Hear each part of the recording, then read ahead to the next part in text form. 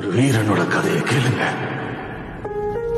சூத்திரதாரியின் சோதனை எரித்து அகங்காரனின் நெஞ்சை கிழித்து மாயாசுரனை நிர்மூலமாக்கும் துறையாய் நொந்து வென்றவரின் பரவசத்தை சுமந்து வந்தாள் ஒரு மகாதா.